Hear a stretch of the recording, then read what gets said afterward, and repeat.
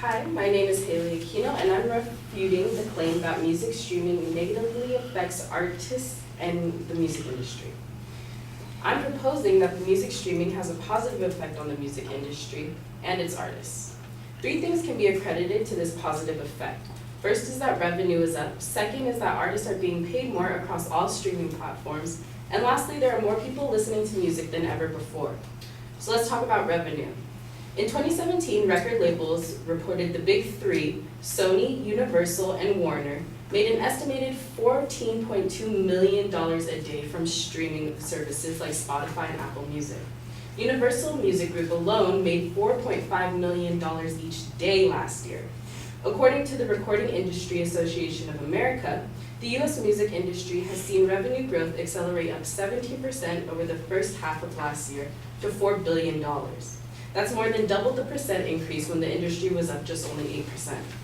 The biggest moneymaker for music streaming is paid subscriptions. Josh Freelander, the Senior VP Strategic Data Analysis for the Recording Industry Association of America said, for services like Spotify, Apple Music, and Tidal, the average number of paid subscribers has ballooned to 30.4 million people. That's both a record high for the United States and a growth of 1 million new subscribers per month in 2017. Moving on to the next topic, because of all the different music streaming apps out, artists are now have a wider platform to let people choose how they want to listen. This helps reach more people along with the artists earning income from all of the different services. Jay-Z's streaming service Tidal is one of the top paying for artists per play. Nipsey Hussle, a rap artist who is signed with Jay-Z, tweeted why artists should use this service. The tweet read, "Attention everyone, 1 million streams on YouTube equals $690. A million streams on Amazon Music is $4,020. 1 million streams on Spotify is $4,370. A million streams on Apple Music is $7,350. And 1 million streams on Tidal is $12,500. Don't shoot the messenger, just sign up for Tidal."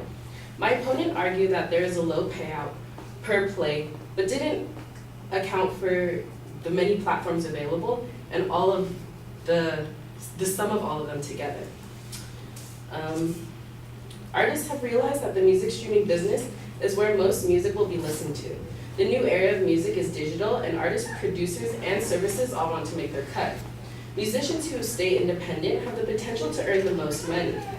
According to all average rates, unsigned artists average about $5.99 per every $9.99 album downloaded from iTunes, while signed artists average only about $2.30 per $9.99 album downloaded.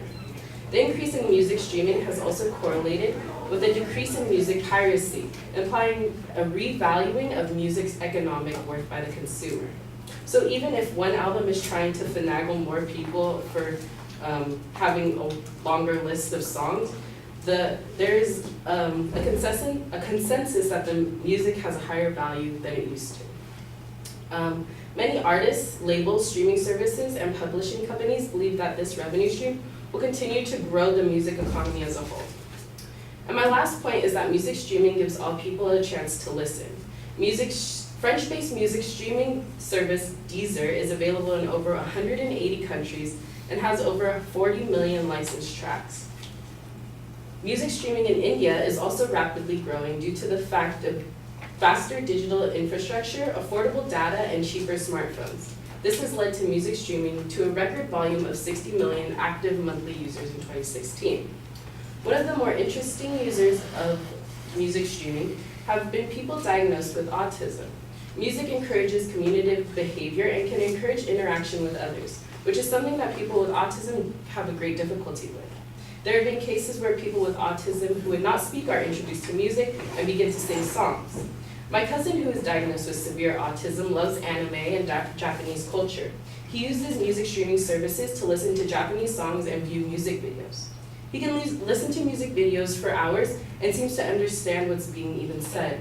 My aunt is grateful for services like these because without them it would be harder for her to access things that her son enjoys. Music streaming is bound to continue affecting the industry, and hopefully in a good way. As a daily user of music streaming apps, I'm thankful for this new technology and hope to see the industry grow.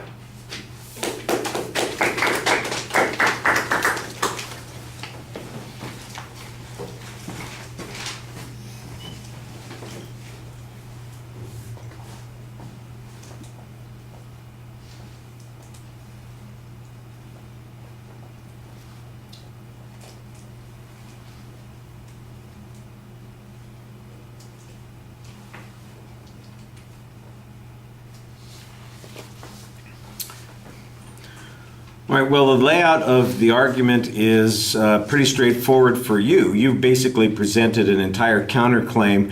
There's no reference to the advocate's information for the most part, except a very brief description of what the price comparison is on that first point. And everything else seems to be an independent argument responding to those points. I thought that you developed the independent argument very well, but there's not much, like I said, there's not much contrast to what the advocate's talking about, and so I think you need to do a little bit more work on that. I did like the numbers that you had on the first point. There is a good argument that you're making also on that first point that suggests that they are not, I guess it's actually on the second point, that we're not considering that the music is available on multiple platforms, and so whereas the advocate might be suggesting, oh, you're limited to X number of dollars on Spotify, for instance, the truth is you have multiple platforms that are providing revenue streams for people. I thought that that was a good reasoning response to that particular point, and you need to do more of those kinds of things. I think some criticism of the way in which the advocate was presenting their argument could go along with the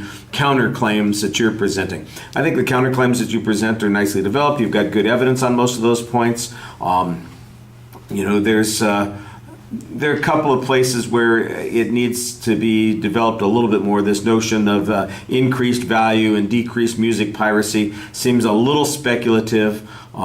The example that you present at the end is an interesting one that gives us a contrasting justification for these multiple delivery systems that was not available before, but I'm not sure how applicable that is to any of the arguments that the advocate presented. So, like we talked about before, and we're going to mention this again on the debates, the function of the debates that we're talking about is to compare the arguments that are being presented. It's not just, well, here are 3 reasons why X is good, well, here are 3 reasons why it's bad. If you're not interacting with those reasons, if you're not responding to them, that's, I think, a little bit problematic. You got ships passing in the night. But I like the argument that you developed here. I just wish there was more contrast to the advocate's points. All right, thank you.